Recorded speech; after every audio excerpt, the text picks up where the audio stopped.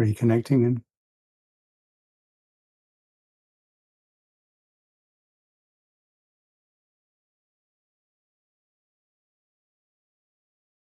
A sense of here now. What is this?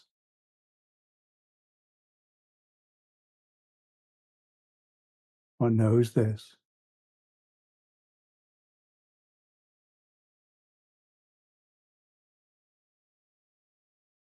Welcoming, open,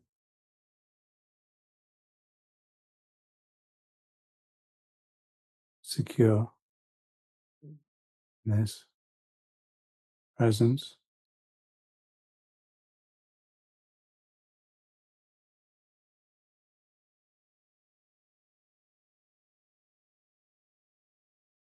In this present experience.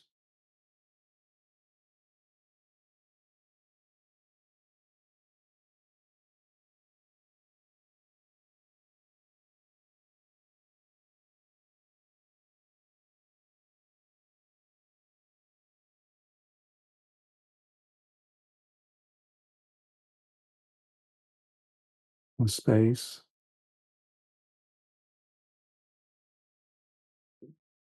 welcoming, present,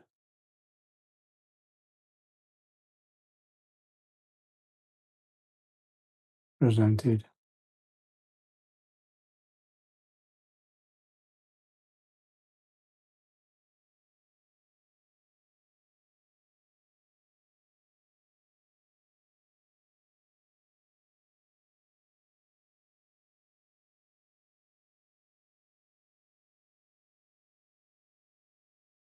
the interest, sustained,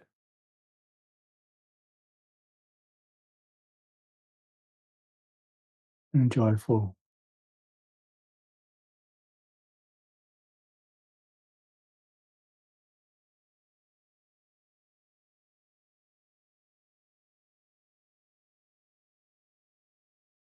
Happy to be here,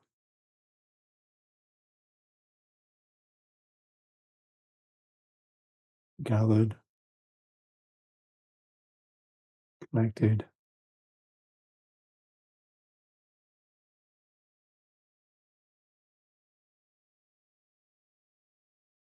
this body,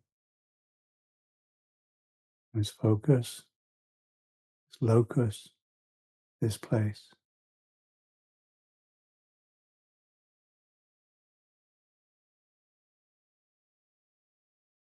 this receiving,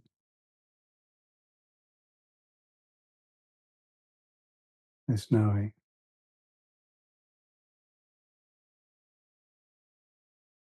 settling,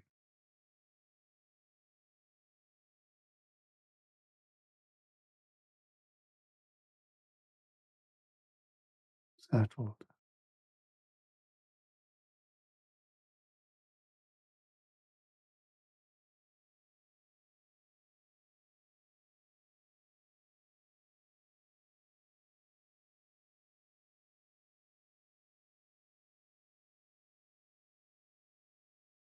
breath,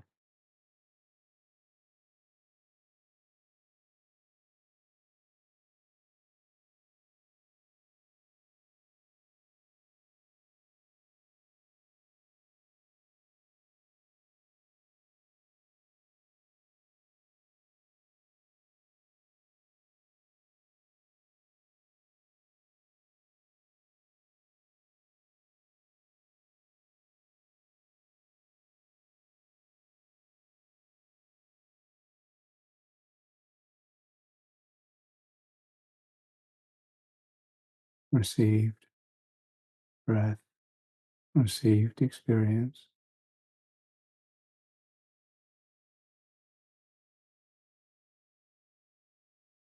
released breath, released expectation,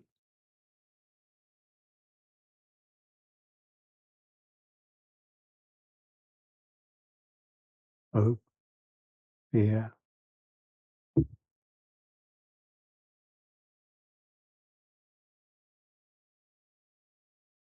regret, worry, remorse, blame, expectation,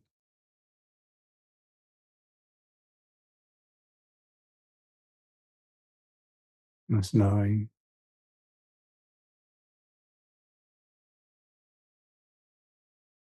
this experience,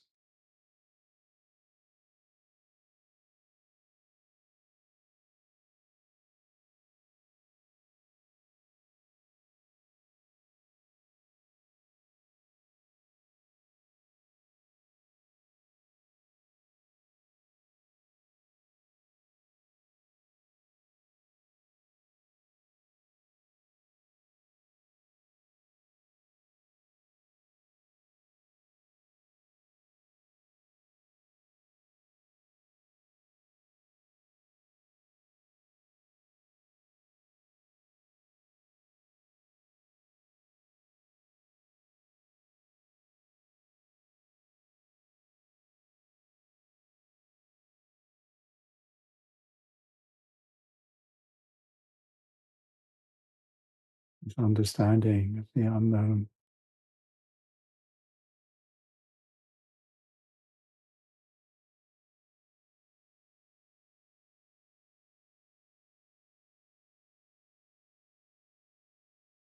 this allowing of the unknown, the uncertain,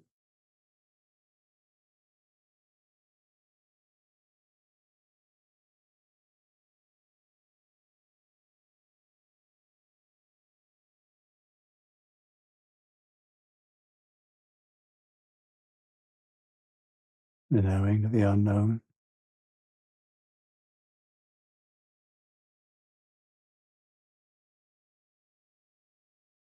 the attention on not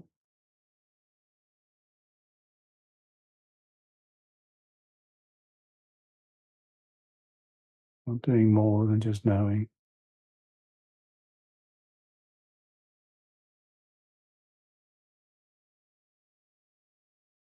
receiving openly,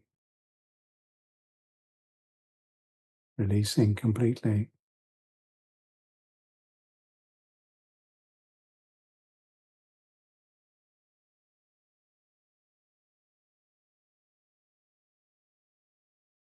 sustaining in joy at this capacity,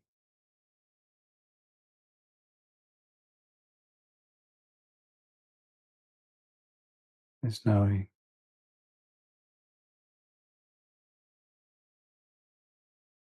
this here, this now,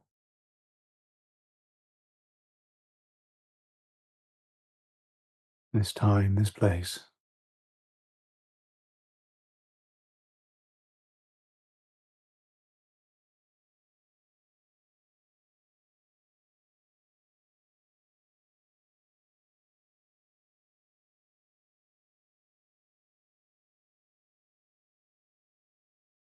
Whatever arises,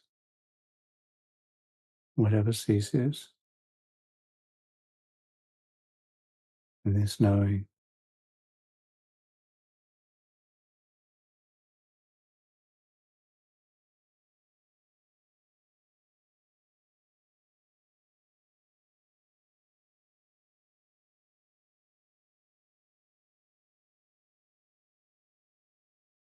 without interference,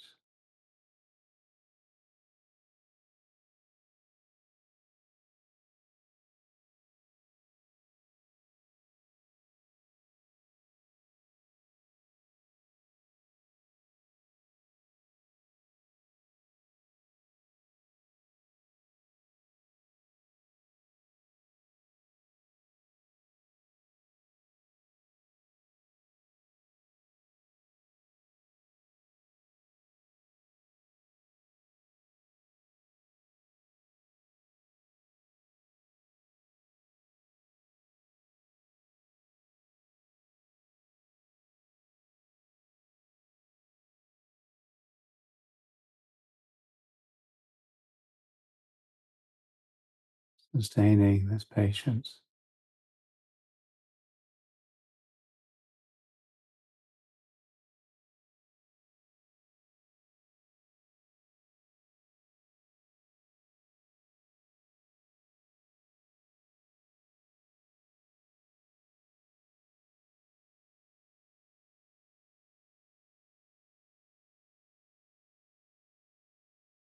the breath.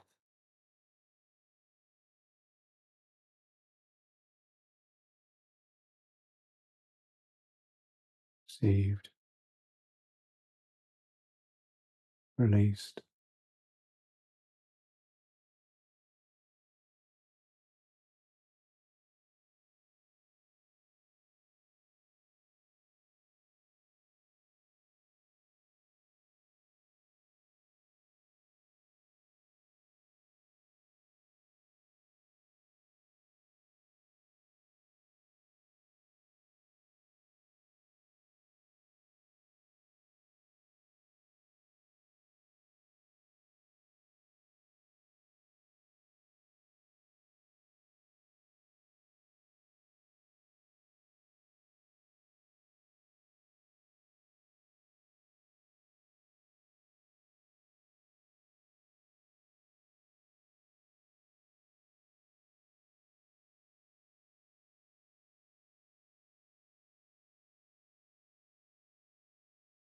Like this.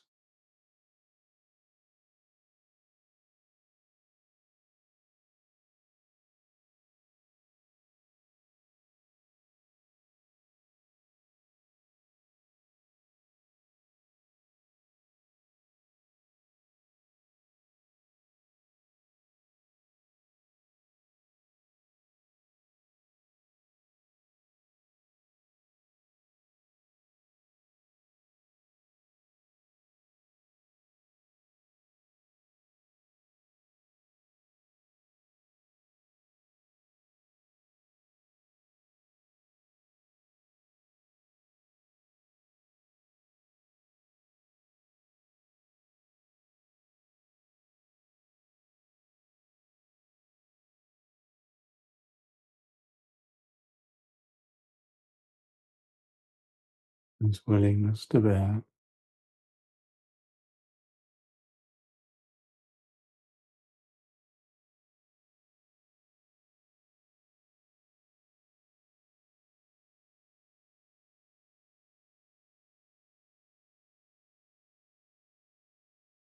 This willingness not to know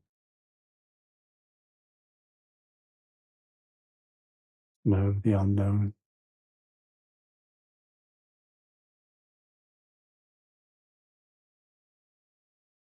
It's knowing.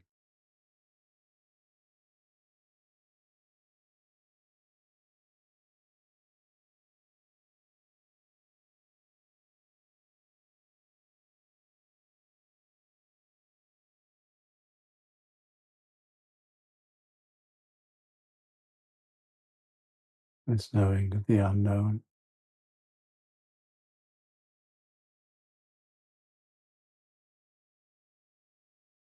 This aliveness, this sensitivity.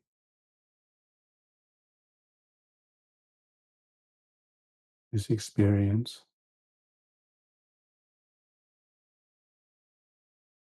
This irritation and this knowing.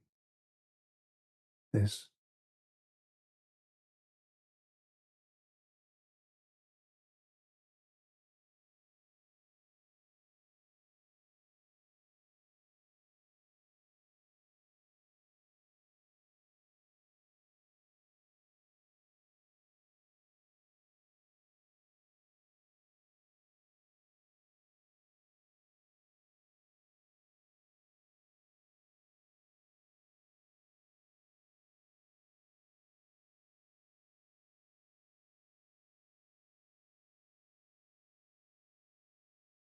is allowing and welcoming.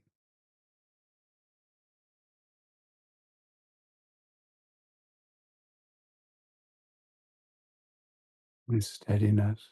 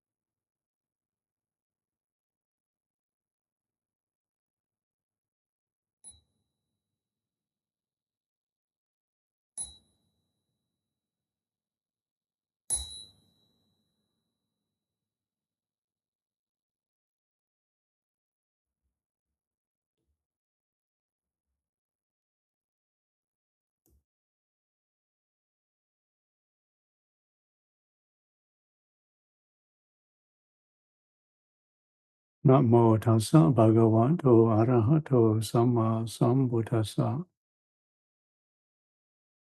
Namo tassa bhagavato arahato samma sambuddhassa. Namo tassa bhagavato arahato samma sambuddhassa. Buddhang dhammang sanghang namassami.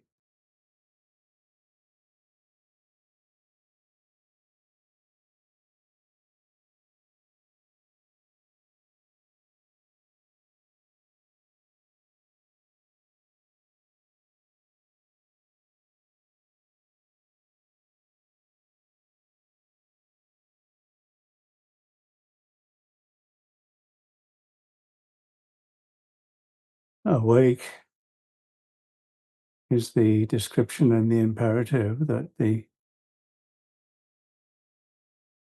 Sumedho gave as the summary of Buddhism when I asked him, when I was asked for a three-word summary.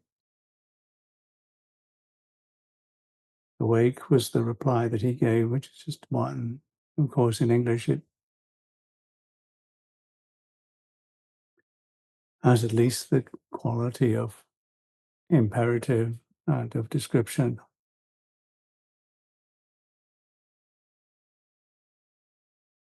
And that's the encouragement, well, the instruction. Yeah, what is it and how is it and what's it work and how does it work and what's the theory behind it? I want to know. What is it that practices? How is it that it works? And what is this thing? Because there's this experience of birth, this experience of me here. You know, the way that we sometimes experience is it when we wake up in a strange building. We've been traveling and we're not used to the place. We've not really slept.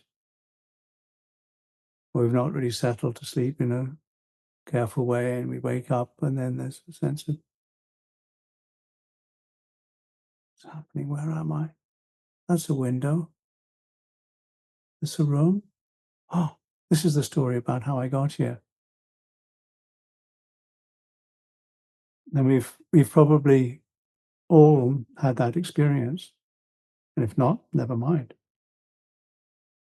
But to notice how each moment, the sense of me being here is born. This is, and how that me being here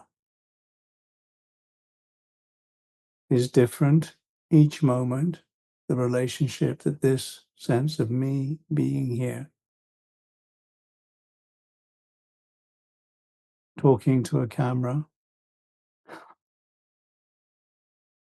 hoping that the rest of the thing works, a peripheral experience of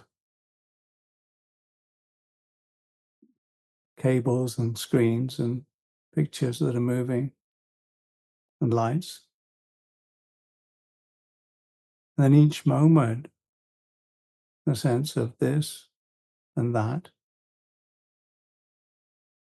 and this and that.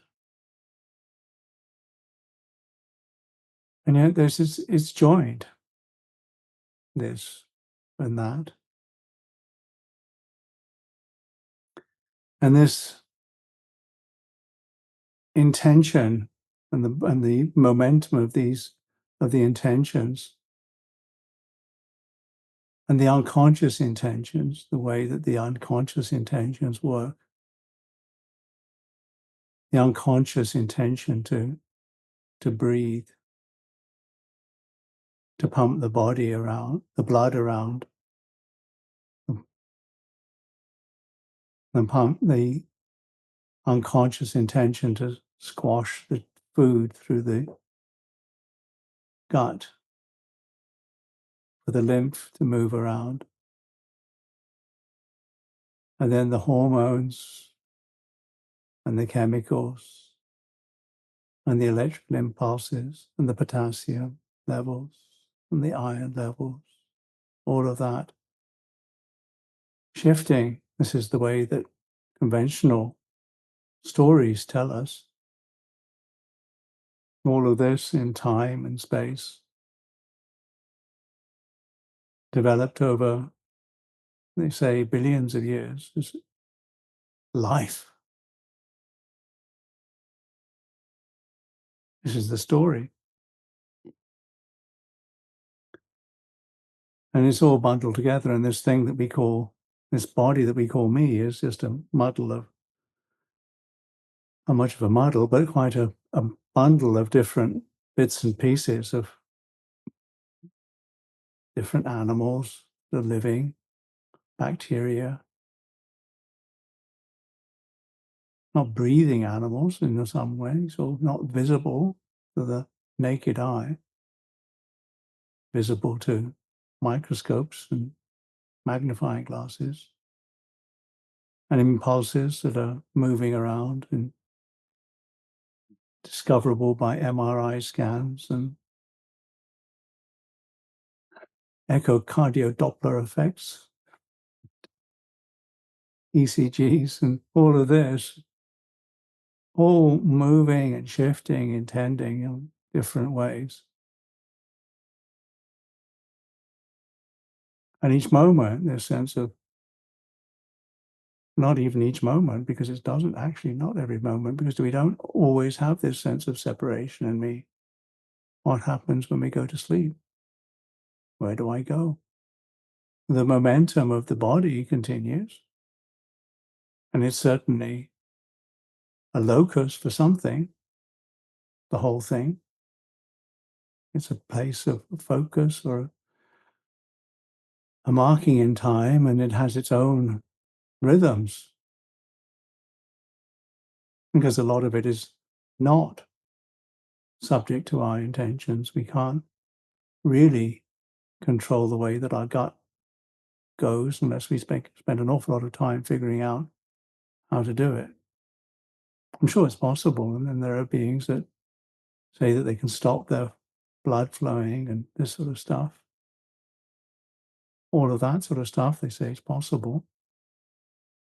But for most of us, we don't go and venture into that. We just take for granted, and then we identify much more with, what do you identify with? What is it that you think is you? How is that sense of me and birth being here around? What is it that you feel particularly sensitive to or particularly indifferent to? Because people work in different ways, they say. People who have no memory of smells and sights, and people who can't, who can't remember faces. What's the story and what's the way that that works for you? Color blindness, perfect pitch. So what is it that has balanced all of that in this locus, this place, this here, this now, and this sense of separation? In Buddhist karmic terms, it's like sankhara, sanya, pattern and perception around the basic movement towards and away from things, vedana, the persistence of it. And this all happens in this moment, this birth, me. How many times a second am I being born, dying, born, dying? There's this sense of me and I. And what persists in this Because something seems to persist, but it doesn't seem to persist in any sort of concrete way, because it's obviously out of control.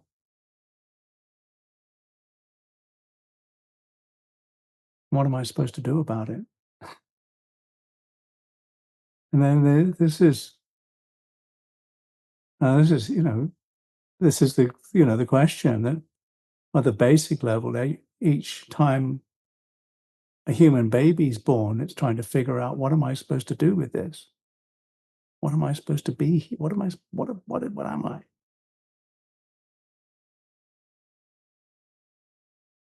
And how much of that whole business is worked, and how much all of that, and is it really important? Because it's just pattern and perception, sanya sankara, the whole of the cultural conditioning.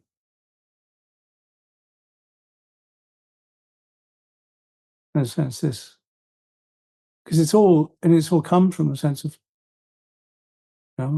taking it for me, it's happening to me, and I'm here, and I'm separate, but it's happening to me. So there's something that's happening to me. So I'm joined to something. So there's a joining and a separation in this presence, a joining and a separation that's simultaneous, like the two silhouettes that are looking at each other and the white vase that's between them. They're not different, the joining and the separation, because there's separation that implies joining. And this is always this certain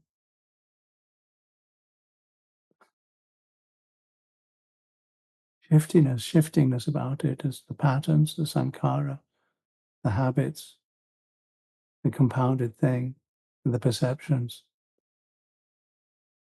the way that things are recollected, perception. As one wakes up in a hotel room, when you see light, dark, window, hotel room, all this of recognition.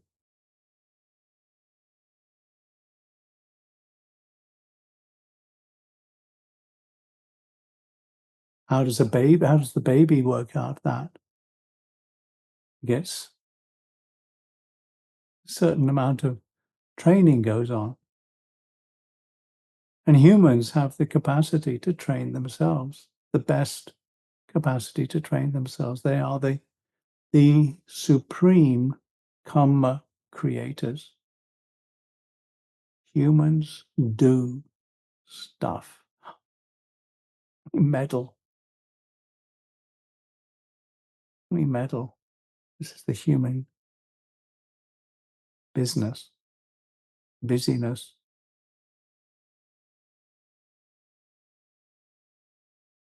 And that's not wrong either. Nothing wrong with doing things. And then figuring out what actually leads to less suffering now and in the future is a noble and wise thing to figure out. And for the most part, we don't know. We don't know. We don't know how things are going to work out. Now, the gut bacteria don't really know how things are going to work out. They just do their job. With luck, they do it okay. But there are things that aren't in their control.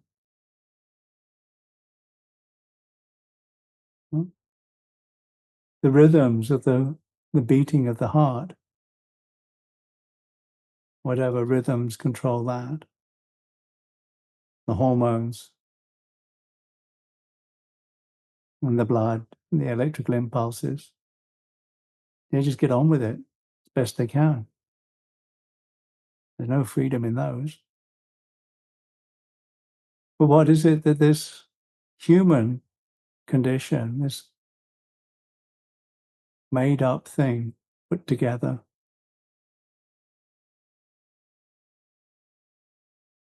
that both is separate and joined?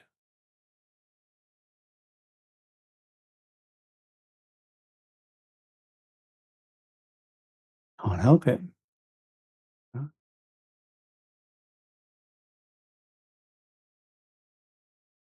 Born, gets sick, gets old, dies. Gut bacteria, born, get old, get sick, gets dies. No, the whole business. It's just, a lot of it's out of control.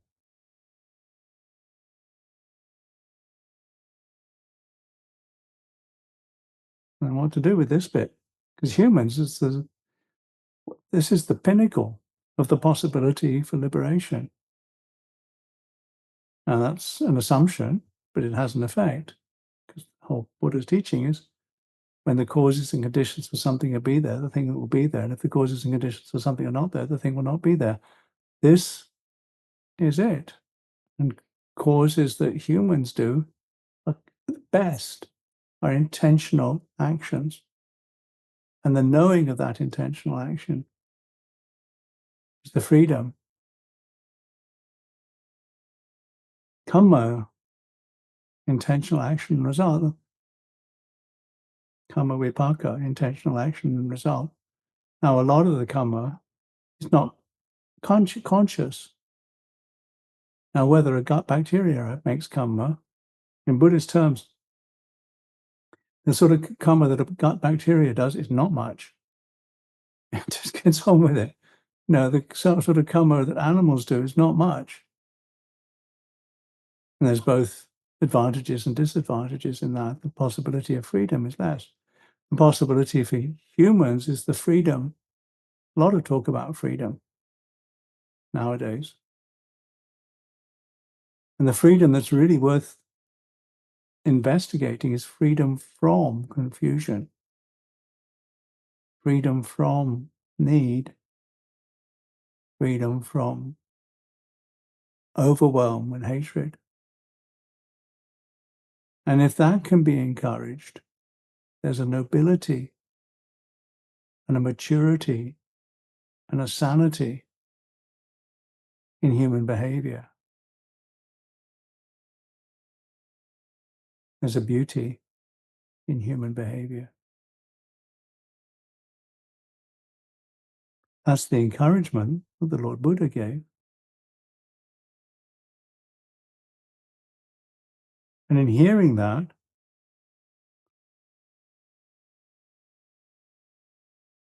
well, who is it that does it? Who is it that responds to that? Is that all really important? Who is it? What happens when there's complete liberation? No idea, mate. What would happen if everybody on the whole planet decided they want to become a monastic tomorrow? No, not a problem. What would happen? I mean, what we can imagine maybe nowadays, although at the beginning of the last century, there were maybe 1 billion people, maybe. We got to 8 or 9. And yet, at least nowadays, there is some measure of communication.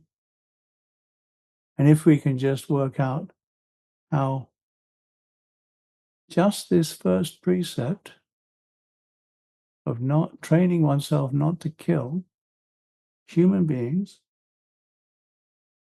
if we can persuade everybody on the planet to keep that precept for 7 days? Be pretty transformative.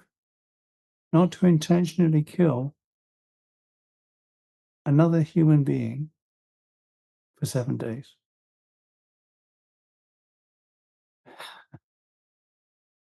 I mean, it's, if every human being could agree to that, it would transform the planet. So it's not incredibly likely. No, the rest of them, training oneself not to intentionally steal or misuse sexuality, speak in ways that are deliberately deceptive, or not be careful about knowing what one's intentions are, one's conscious intentions are, not to deliberately delude oneself. That, at least if we keep it the basic level as best we can, then that's what we call human society. It's a description, not a prescription. It's a description. It's a description.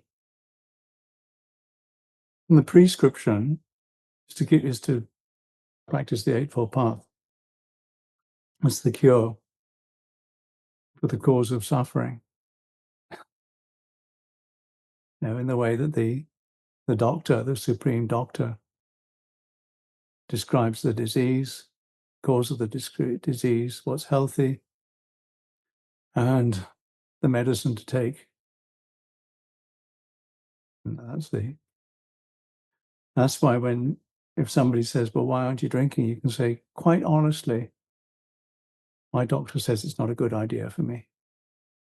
Because the Buddha is the supreme doctor.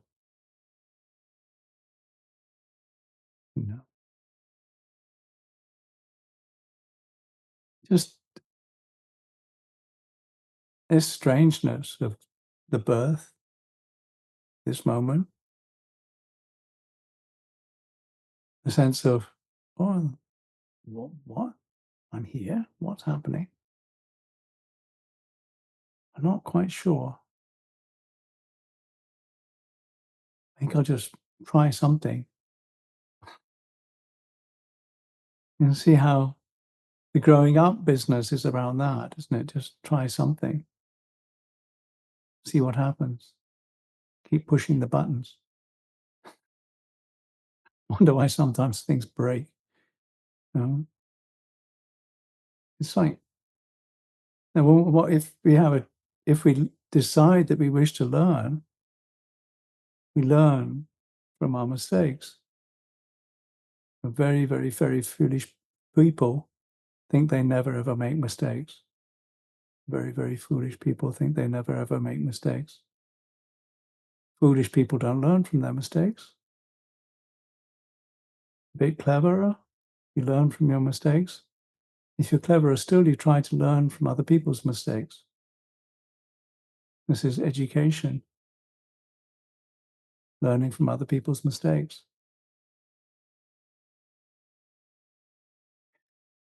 The supreme trainer of those that the Buddha is called the supreme trainer. But there is the adding to that of those who wish to be trained.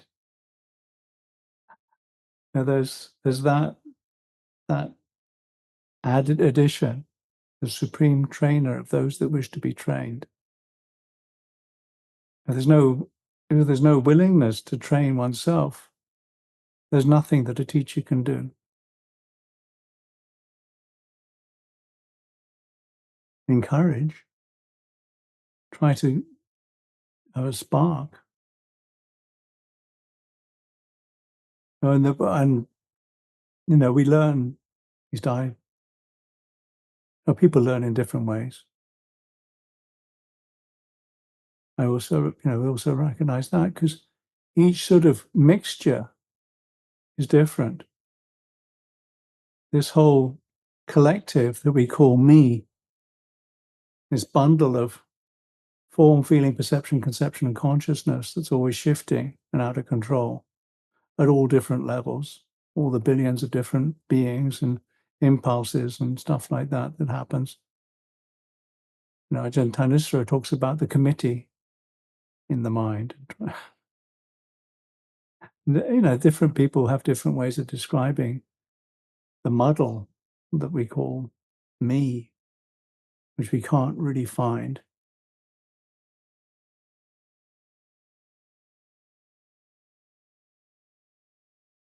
And can't really control.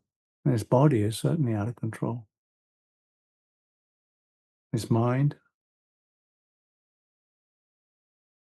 Where is their freedom? Where is their freedom from greed, hatred, and confusion? Where is the true growing up? The true maturity, the true freedom. Not the license to do whatever one wants, but the freedom. The freedom from greed, the freedom from hatred, and the freedom from confusion. Land of the free. Encouraging freedom in all beings. Freedom from greed, freedom from hatred, freedom from confusion. Freedom from rather than freedom to. A liberation from that which binds and blinds. I know when I get angry, I get really stupid. I know when I'm in a lot of pain, I get really stupid. I just try to find a way out of it, or try to or if I'm really obsessed with something, just give me that, give me that. The stupidity of that, the lack of sensitivity, the death of that. As a sensitivity is just directed towards one thing. There's no openness, there's no freedom, because it's a binding to the drive of greed or hatred. And that can go, it can be so insidious. With one level, it can make one completely insensitive, and the other, it can make one completely sensitive as one gets allergic to things. One just has to hear something or think about something or just experience something, and then there's an allergic reaction. It's just over a reaction that's disproportionate to the stimulation. Ajahn Sumedharama used to, in the 80s, he used to say things like Ronald Reagan to his retreatants and just see whether they got upset. As a way of just noticing how, if you think of somebody or you hear of something and that always upsets me. It's like an allergic reaction. It's not wrong. It's just to know it. I mean, the physical allergic reactions, a little bit of a peanut or something, if you're have an allergy to peanuts. Where's that happening? What level is those allergies happening? What's responding without knowing that, actually a peanut's not that dangerous? Well, it is dangerous if you're allergic to it because it can kill you. And there's a strangeness about that. The levels of different habits, different patterns, different determinants, different perceptions, sankhara, sanya, different stimulations.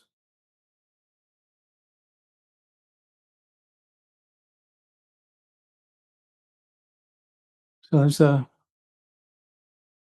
don't know, this is just a few ideas about birth and death and patterns. Some encouragement maybe to consider how can there be less stress now in the future.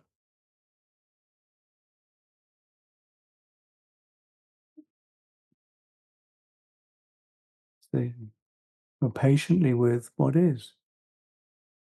The sense of separation, the sense of connection, each moment as we interact. The body, where does it begin? Where does it end? the breath, the thoughts, the emotions, the experience. Here, now, this time, this place. This is the encouragement this today, this session. And if there are questions, if you want to put them in the chat, that's fine. If you don't, never mind. Thank you.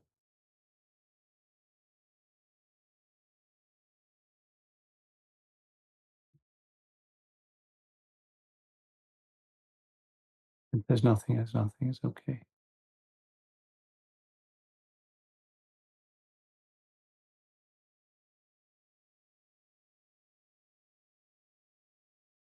Should I say or think, who am I or what am I? Which one's better? What am I or who am I? Whatever works to stop. Just stay with the who or what. That sense of openness with the question.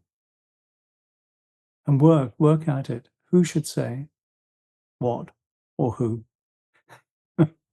Take it back as many levels as one wants, Antonio. Just that sense of where so it's like you're giving a stop to the habit of just believing whatever happens. I am the voice. What should be my state? Who is it identified that I am the voice? Nikita, just keep going. It's 1 week is good. The voice. In the beginning was the word. Yeah? This is Nikita to everybody. I followed the advice, and the answer that I arrived at was the voice. Who arrived at it? Was it the voice that arrived at the answer, I am the voice?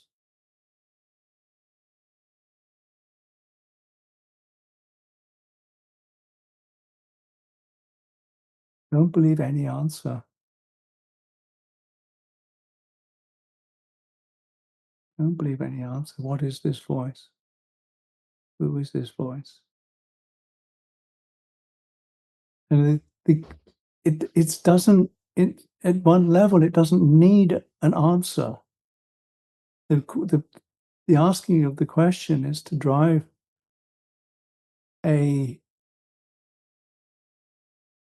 untangle or cut through the knot that tries to believe any of this.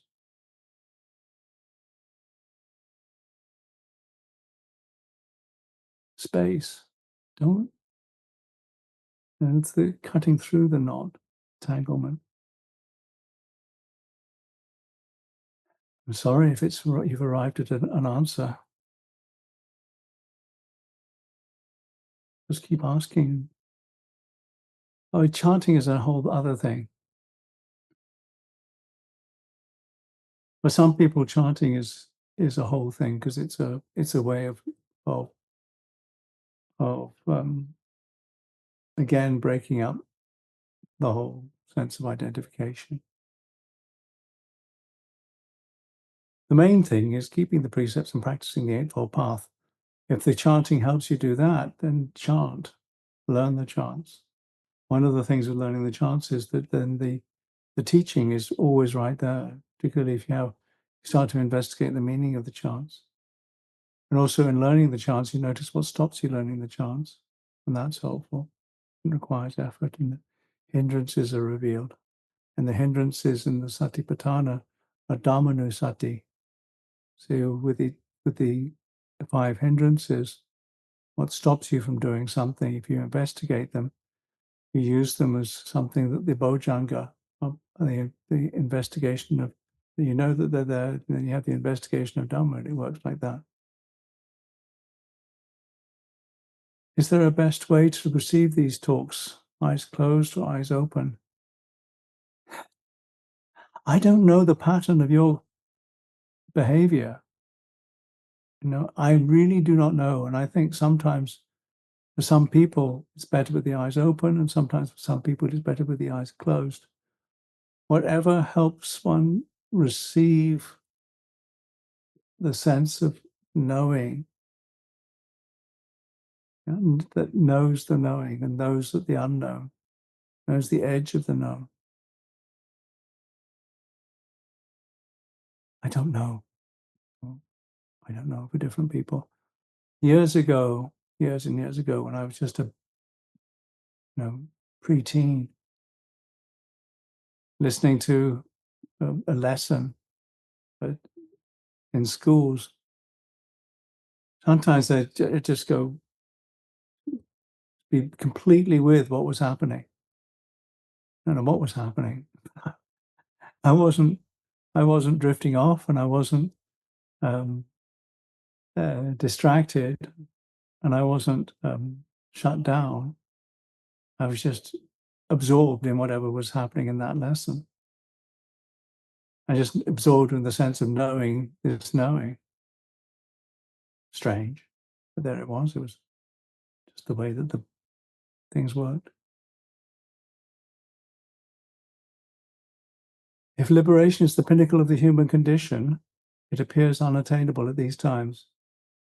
Is monasticism the way to have at least a chance? It's a way. Monasticism is okay for those that want to do it. It's extraordinarily frustrating.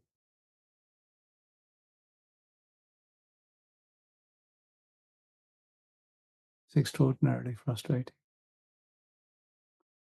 But with the way the scriptures go, certainly lay people can do it. And certainly I have met and know lay people who've done an incredibly good job with their lives. It's not a necessity to be a monastic. And I've known some monastics who are probably not using that form very well. So it's not sufficient to be a monastic. Yeah? It's not neither necessary nor sufficient. What's sufficient and necessary is a willingness to practice the Eightfold Path. And even if you don't even know that you're practicing the Eightfold Path, that is sufficient and necessary. That's why the Lord Buddha could say, to the degree that any religion has the Eightfold Path in it, or it's possible to practice the Eightfold Path in it, is the degree to which it would lead to liberation. That's interesting, because he's not making a claim for the Buddhist religion or the Buddhist teaching. It's just saying that to the degree that that's possible and the degree that it's practiced, there will be liberation. Even if one doesn't even know it, strangely enough. One doesn't know all the steps and doesn't know the theory. And that's encouraging, I think, for me, because there's no conflict there.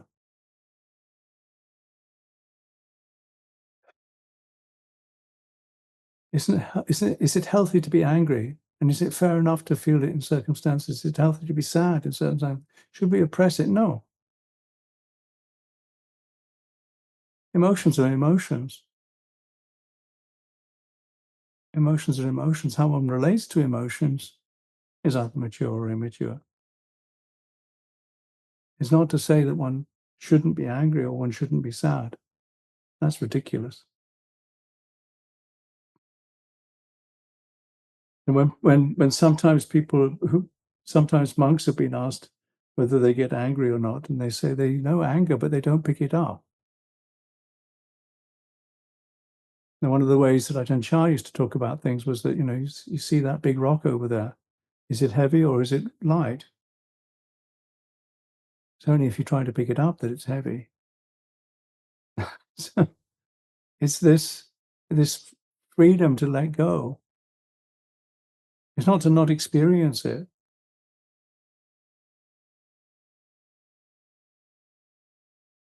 Anger is interesting. The sadness is interesting. It's just It's just part of the irritation of life, and it's part of the way that we react to things. That this whole business reacts to things. Part of the sanya sankara of this bundle.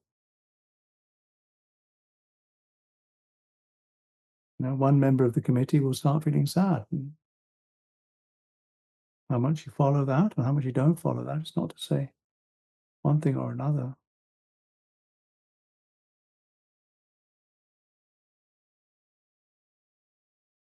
It's just part of life. People do it in different ways as well, because neurodivergence is a thing nowadays. There's a way of talking about how beings respond in different ways to stimulation. We're actually all, in some way or another, neurodivergent, because all our responses are in some way different from others, and some are just more extreme than others. That's all. And anyway, it changes. As different as in different circumstances, it's different things trigger. It's not, and different. As the body and the emotions change, that changes too, and so the whole thing is a muddle. So don't get fixed in any of it. I don't identify with any of it. It's just this how it is. There's nothing wrong with it. What can be frustrating? Life is frustrating. You say, well, monasticism is frustrating. Monasticism is frustrating because the whole time you don't get any choice in what you're doing. You just choose to be frustrated. The whole business is frustrating. It's a very conscious frustration. I think lay people are frustrated, but sometimes they feel they're not frustrated because, well, they don't notice it so much because their capacity to distract themselves is higher.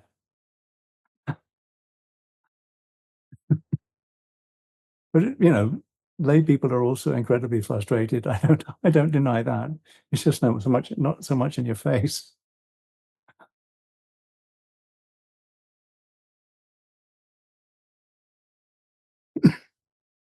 Yeah, Denise. Yes, maybe.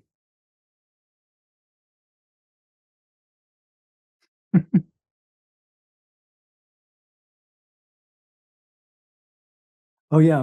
Well, what you offer when you keep the 5 precepts is somebody who doesn't need to be feared. Are you happy when you meet somebody who you don't fear? When you know you don't have to fear them? Aren't they offering you a gift? That's the joy of the gift of the 5 precepts. You're offering everybody you meet, every being you meet, fearlessness.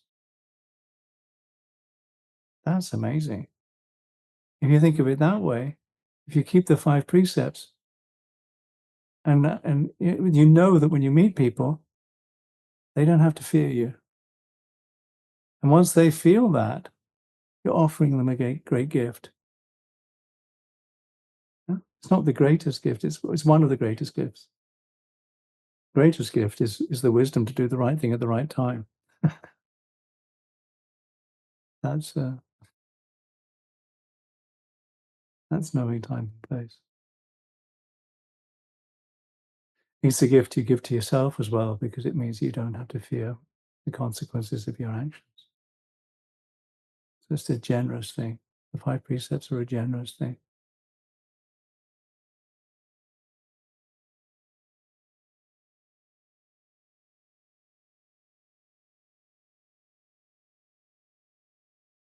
So with that offering, sadhu.